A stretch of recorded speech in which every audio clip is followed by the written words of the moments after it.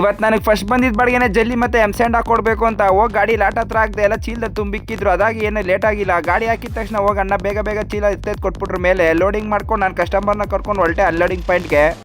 ಮುಂದೆ ಗಾಡಿ ಎತ್ಕೊಂಡ್ಬಂದು unload point ಗಾಡಿ ಹಾಕಿದೆ. ಮೂಟೆಗಳೆಲ್ಲ ಕೆಳಗಡೆ ಇಳಿಸ್ಕೊಂಡ್ರು. ಇದು ಎಲ್ಗಪ್ಪ ಇದ್ರೆ ನಮ್ಮ ಏರಿಯಾ ಲೋಕಲ್ಗೇನೆ ಮೂಟೆಗಳೆಲ್ಲ ಲೆಕ್ಕ ಹಾಕೊಂಡ್ರು ಇವರೇನೆ. ಮತ್ತೆ ಇವ್ರದ್ದು ಇನ್ನೊಂದು ಬಾಡಿಗೆ ಐತೆ ಅಂದ್ರು.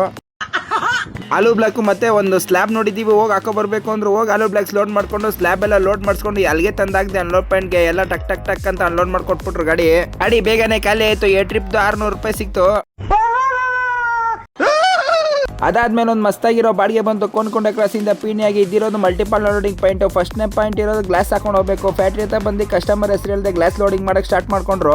ಇಲ್ಲೇನಂತ ಲೋಡ್ ಇದ್ದಿಲ್ಲ, ಎಡೆ ಪ್ಲೀಸ್ ಗ್ಲಾಸ್ ಇದ್ದಿದ್ದು. ಎಲ್ಲ ನೀಟಾಗಿ ನಾನೇ ಹಗ್ಗ ಹೊಡ್ಕೊಂಡು ಸ್ವಲ್ಪ ಟೈಟಾಗಿ ಬಿಲ್ಗಿಲ್ ಚೆಕ್ ಮಾಡ್ಕೊಂಡು ಎಲ್ಲ ಕರೆಕ್ಟಾಗಿ ಐತೆ ಅಲ್ವಂತ ಇಲ್ಲಿಂದ ಹೊರಟೆ.